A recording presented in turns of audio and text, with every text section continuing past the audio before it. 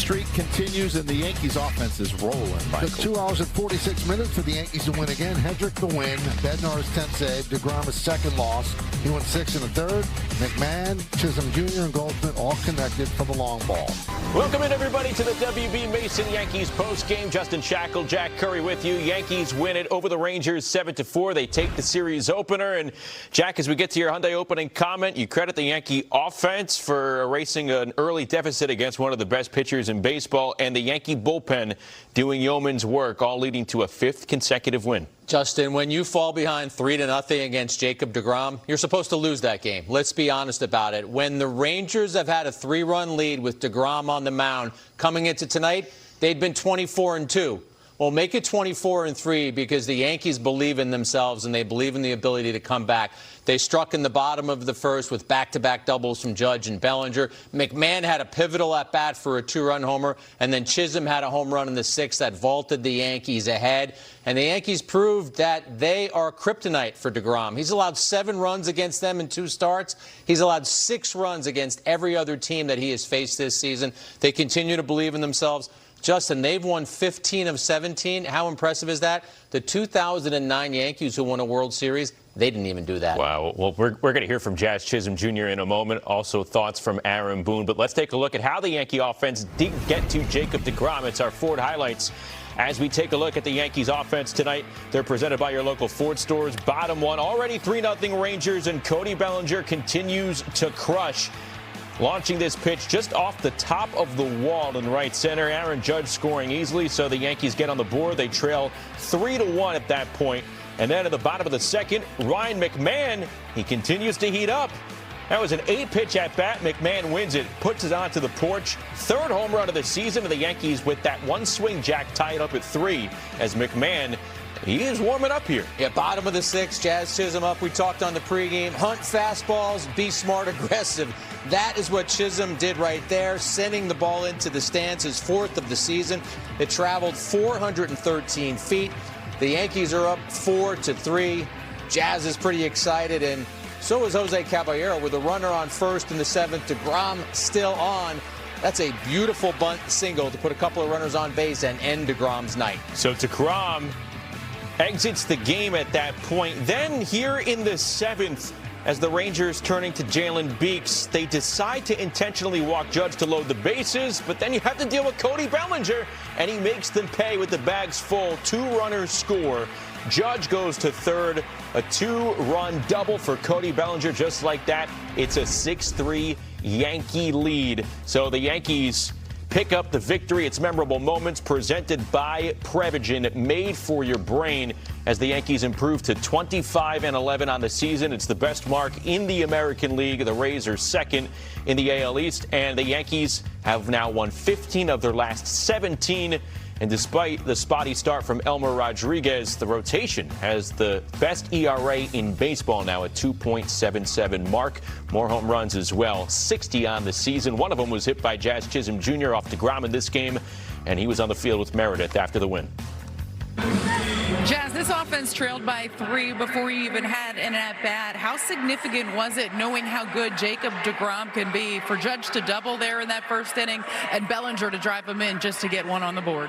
I mean, it was big, you know, coming into the game, especially down 3, knowing that these guys come in and just give it our all. You know, we think that all of us can hit, especially no matter the pitcher. So we just went in there with confidence, knowing that we could do it. Well, Ryan McMahon hit a 2-run shot there to tie things up in the 2nd inning, and then you came up in the 6th against deGrom. Your solo shot was the go-ahead run. What's your approach there against deGrom? I mean, just to be ready for him to throw strikes. You know, first 2 at-bats, he loaded up the zone, missed a couple pitches, came into my last at-bat and didn't miss it. Hey, Elmer Rodríguez struggled in that 1st inning, but you give him some credit for the way he settled in, really kept you guys in the game? Oh, yeah, he just, after the 1st inning, he came in and he just cruised through it until the 5th. So we're just happy that he went out there and kept it under control. It was bend but don't break for that bullpen. Just collectively, what did you think of their effort again tonight? I mean, they're always amazing. So, I mean, we can't wait till the bullpen gets in the game. When the bullpen gets in the game, we know we win. So that's all we're trying to see. Win indeed. 5th straight for you guys. Congratulations, Jazz. Thank you. Send it back to you. So Jazz Chisholm Jr. breaks the tie. He chases Jacob deGrom. But I go back to the very first inning, Jack, because the Yankees are trailing 3-0, and then they are facing the Rangers ace and one of the best starting pitchers over the last half decade or so. And they go right to work. Yes. And that is because of a guy like Cody Bellinger right in the heart of this lineup. Yeah, we get flooded with so many numbers, but I do think this number applies. They're down 3-0. When Grisham makes an out in that first inning, the Rangers' chances of winning this game are at 75%. But to your point, Justin, the Yankees flipped the script. Judge has a double. Bellinger hunts fastball early, almost hits a 2-run homer, falls a few inches short, but it's an RBI double. So now you've dented deGrom. We talked about how McMahon had the big 2-run homer. Jazz, who Meredith just interviewed, also had a home run. But then you get to later in the game in the 7th inning, and what's Skip Schumacher to do? 2 on, lefty on the mound, Judge at the plate. I agree with the move that he made. You intentionally walk Judge because of the left-right split, but then you have to recognize how great Bellinger has been against left-handed pitching. I spoke to him in spring training about this, Justin, and he just said it's all about staying in, staying closed, understanding what lefties are trying to do to him, and he feels as comfortable hitting against a lefty as he does against a righty. So he succeeds against a lefty right there, and that situation leads to 2 more runs. And all this is happening while the Yankees bullpen is putting in some serious work. Our optimum players of the game were the Yankee relievers because their night started in that 5th inning after Elmer Rodríguez made his 2nd career start. Brent Hedrick in for Elmer. The bases were loaded, 2 outs, and against pinch hitter Sam Haggerty, he gets overwhelmed by Hedrick. And then at the top of the 6th, Hedrick facing Evan Carter. He whiffs on a slider. Hedrick continues to dominate, Jack. Yeah, top of the 7th, Fernando Cruz is now in for Tim Hill facing Duran. 2 on, 1 out. He gets him to swing through the splitter for the 2nd out. And then this splitter backs up on him, but it works. He gets Berger to hit that little pop-up to McMahon, who makes the catch. 8 straight splitters thrown from Cruz. But when things get sticky, just in the top of the 8th, bases loaded, they go to Bednar. He goes up top to get Seager for strike 3. Next batter is Young, and he comes inside with a 4-seam fastball. Excellent job by Bednar to escape that jam. Yeah, they called on Bednar for a 5-out outing. And here in the top of the 9th, 2 away, McMahon takes care of it as Bednar picks up the save, and the Yankees get the 7-4 win. So tonight, fresh off a 4-game set against Baltimore in which they allowed just 1 run in 13 2/3 innings. The Yankee bullpen puts in 4 1/3 innings tonight. They allow just 4 hits, a single run there in that 9th inning, but big-time strikeouts when they were sorely needed. Yeah, I look at Hedrick, and he's just an assassin against right-handed batters. He throws that 4-seam fastball, and it goes up and away from right-handed batters, Justin. So they think they're timing it, they think they're ready to go, and then they can't catch up with that pitch. We know Cruz is all about that splitter. Batters know he's going to throw it, and he still makes it look like enough of a fastball that he's able to get himself through some jams. And I like what Boone did tonight when Cruz ran into a roadblock.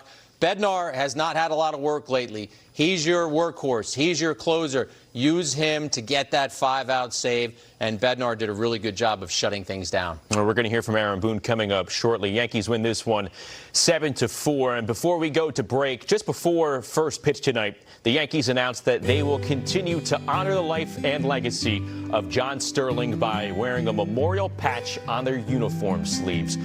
It features a microphone with the interlocking NY logo in front of a pinstripe background along with the legendary radio broadcaster's name.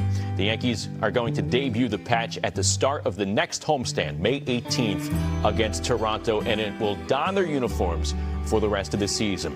Until then, they will continue to have the initials JS stitched on the backs of their hats. Another Yankees victory meant another Sterling impression from Aaron Boone. Coming up on the WB Mason postgame, we'll hear from the Yankees manager. Keep it locked right here on Yes and the Gotham Sports app.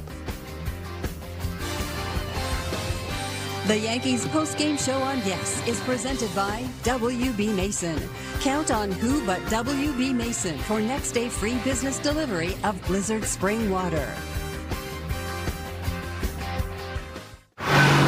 Yankees postgame post-game show on Yes is brought to you in part by your local Kia dealers. Visit kia.com to discover movement that inspires. Welcome back to the WB Mason Yankees postgame inside our Yes Network studios, powered by Optimum Business. The Yankees beat the Rangers 7-4 tonight. They've now won 15 of their last 17 games, and they are 10-1 in series openers in 2026. Let's hear from Aaron Boone in the Toyota Managers Report.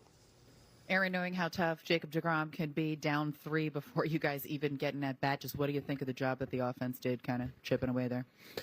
Yeah, unbelievable game.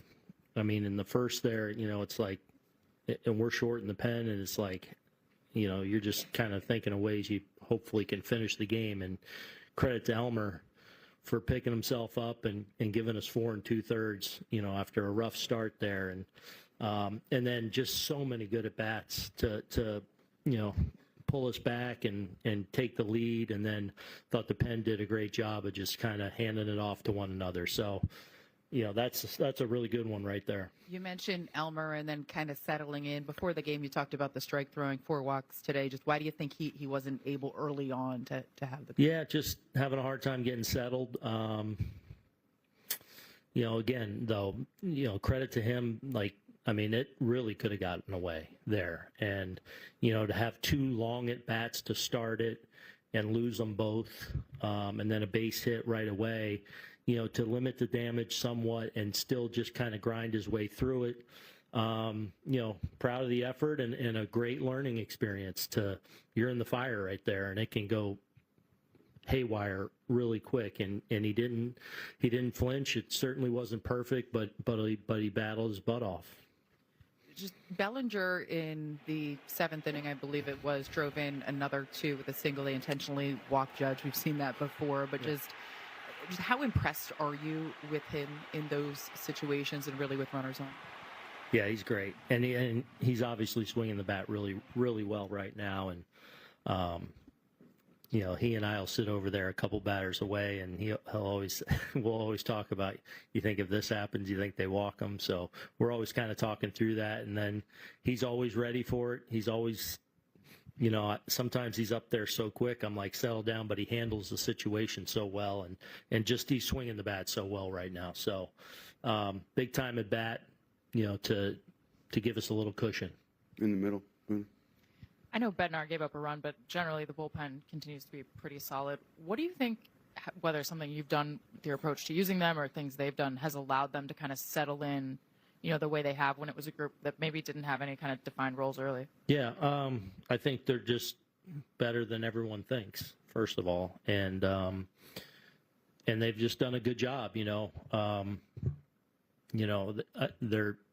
kind of selfless down there. There's a pride growing within that group. So there's a closeness going on there. They kind of pull for one another. They understand if one guy's not perfect, there's an opportunity for someone to pick them up. So they just have a really good culture going down there. Guys that want the ball, guys that are hungry, and by and large, they've done a really nice job for us. Left, Gary. Back to Elmer. What adjustments did you see from him after the first? I mean, just got in the zone a little bit more. He was still a little scattered and, still wasn't great with the strike throwing. But, he's got good stuff, and he's a good athlete, and, he's able to, I feel like he was able to slow the situation down enough, where in a night where he was struggling to get the ball where he wanted consistently. And then I know you were pretty high on Hedrick in the offseason and spring training. Just what's impressed you the most about him? Throwing strikes. I think his secondary stuff has complemented his fastball. He's obviously done a really good job against right-handed hitters. Working up and down with his fastball, and then the secondary stuff's been good. And you pound the strike zone with good stuff and have a presence north and south and able to command it on both sides. And then, having a little bit of a unique delivery with his size and everything, which I think allows his fastball to play up a little more. Brian, to the right. Aaron, after that top of the first inning, how important was it just with the immediate response in the bottom of the first with Cody and Aaron? Yeah, yeah, definitely good. And anytime you're facing a guy like deGrom too, if you can ding him there a little bit. So to get one back, is a nice thing early in the game to kind of, especially after a long, tough top of the first inning, to kind of, all right, settles it a little bit. We're back in this, and Elmer's able to go up and put up some zeros after that, and allow the boys to climb back in it. Tom, back left. What's enabled the bottom half of the lineup to unlock its production over the last week or 10 days?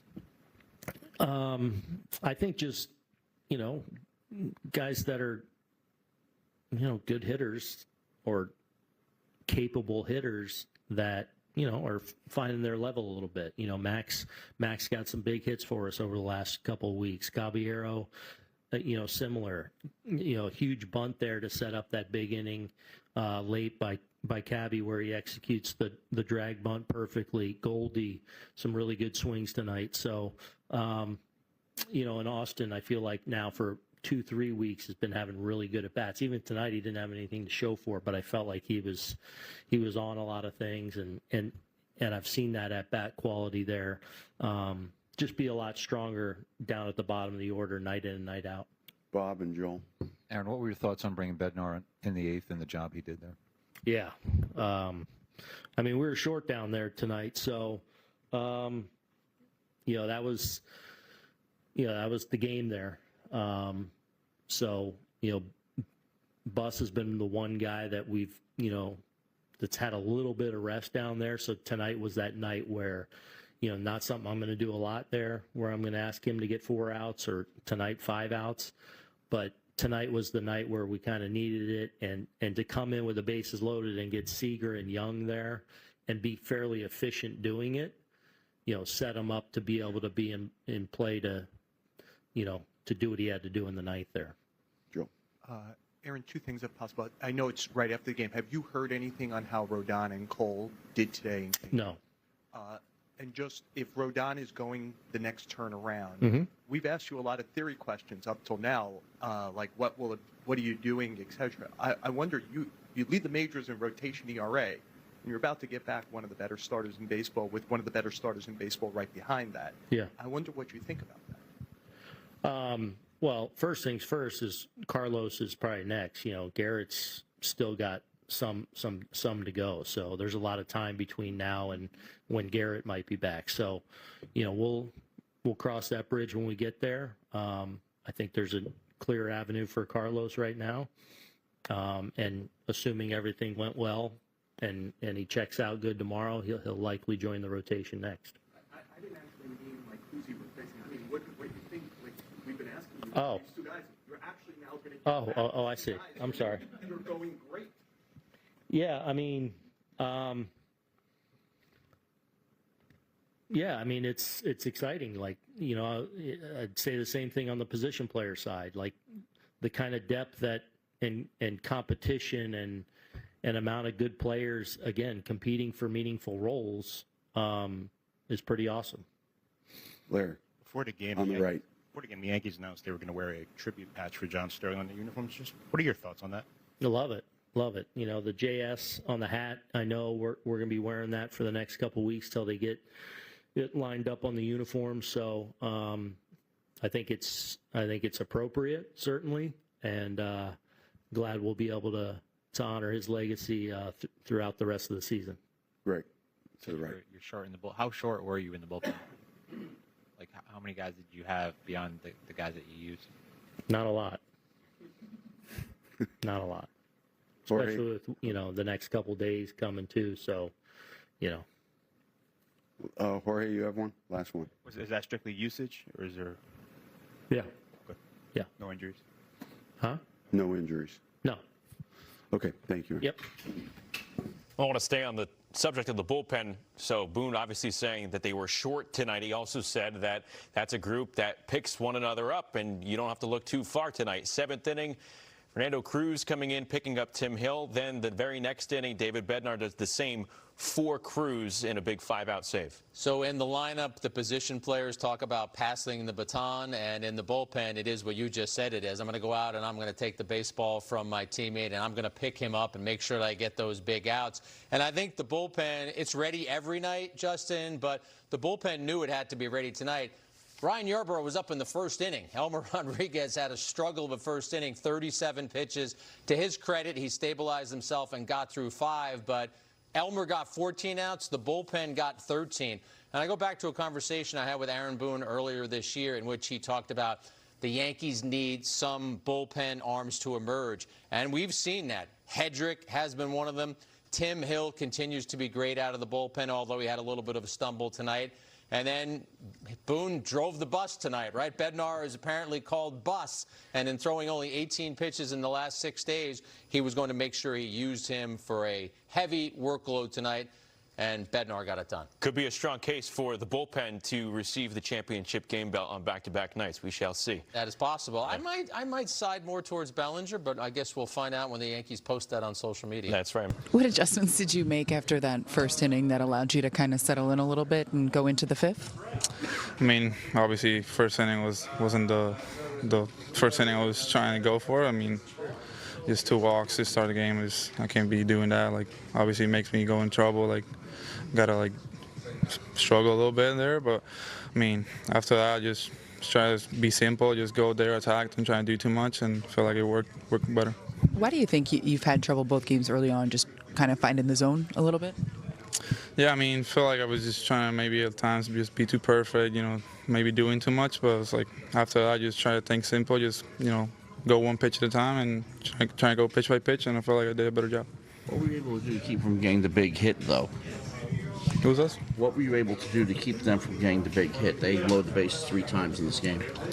I mean, just executing, pitches, just going one pitch at a time. I feel like, I got good stuff, so just trusting myself, be in zone, and got good results. Just in general, what did you think of your first experience pitching, starting at Yankee Stadium? It was awesome. It was, better than what I expected. I mean, it's always been a dream of mine, pitching here, so I mean, I was excited, and it was a blast. What did it mean for you to finally put on the pinstripes and pitch here? And you said better than expected. How is that? I mean, it was great. Like, ever since I was a little kid, like, I was dreaming of, getting to the bigs and, hopefully playing for the Yankees, and just to be here, extremely blessed, and, just thankful for the opportunity to be here and wear the pinstripes. That kind of team win, especially when you fall behind early against a guy like deGrom, how fulfilling was that for you guys? I mean, it just shows how resilient we are in the clubhouse. We go down and we all believe in ourselves. As soon as we went down and we got back in the dugout, we all said we're going to win this game, and that's exactly what we did. How did that feel for you with that kind of connection on the home run? I mean, it felt great. Been feeling like when I hit the ball, it hasn't been working out, but finally got one I can handle and a homer. Jazz, you guys have won 15 or 17. It seems like everybody's kind of clicking up and down the lineup pitching. What's the feeling in here lately? I mean, it feels great. Everybody feels really good. Every time someone goes up to plate, we expect them to get a hit, how much we believe in them. And every time a pitcher gets called into the game, we expect them to get out of every jam. So, I mean, the positivity in the clubhouse right now is just super crazy. It's just like everybody's just on a real high horse right now, and we just want to ride it out as long as we can.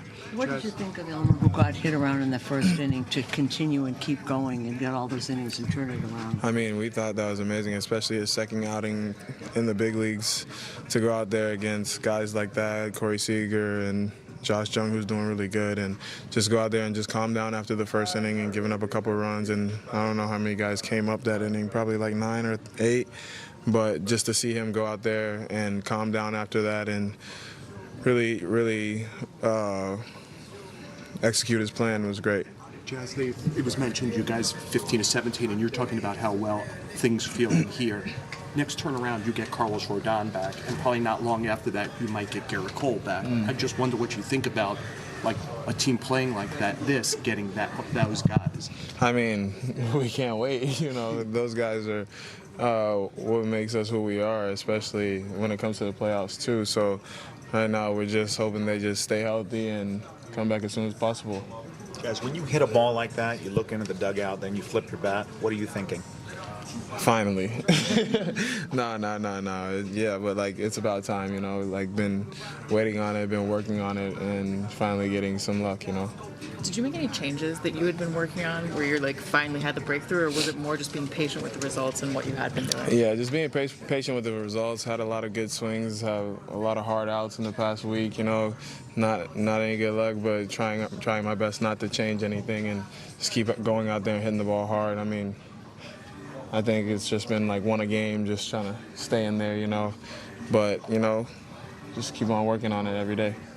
Jazz, not sure how well you got to know John Sterling in the year that you overlapped with him, but what do you think about the team wearing patches to memorialize? It's cool. I think it's pretty cool, you know. He was here for a long time. He represented the Yankees well, and like we all in our childhood have that John Sterling call ringing in our ear, you know what I mean? So I think it's pretty cool that we as a team and an organization get to recognize him for all the great things that he's done here. Jacob, there were moments tonight when you looked like yourself locked in, but I know the final line wasn't what you wanted. So what do you take away from this one? Yeah, I mean, that's on me. You know, we go out and put up 3 runs in the first. I give up 1 in the first and then 2 in the second to let them tie the game, and then just wasn't able to put up zeros and give us a chance to win. So, you know, gave up the lead, in the 6th, and then in the 7th, come out of the game with 2 runners on. So I have to do a better job. That's on me. Did you feel like this was a situation of just not feeling like you had your best stuff today, or was it just a couple pitches that you feel like you missed? I mean, I didn't think my stuff was bad, just didn't execute like I needed to. Made some mistakes over the middle, and they capitalized on it. And like I said, I got to go out there and do a better job. This was the second game where you threw your changeup a lot. You went a little bit more to your off-speed stuff. What was the intention behind that? I mean, just seeing the swings on the fastball early. You know, it looked like they were trying to hunt the fastball, and tried to make the adjustment, and you know, the homer happened to be a curveball I left in the middle, and then that's what tied the game. And then, you know, Jazz got to a fastball, and then like I said, in the 7th, gave up the hit there to McMahon. Yeah. And, you know, that wasn't actually a bad pitch, and then the bunt, and you know, then I was out of the game. So it's just poor execution on my part. What do you think is, can you pinpoint what is standing in the way of you executing how you want to? You know, I just don't think I'm getting the fastball down enough. You know, it's top of the zone. I think they're able to, you know, sit up over. So we'll figure that out in between.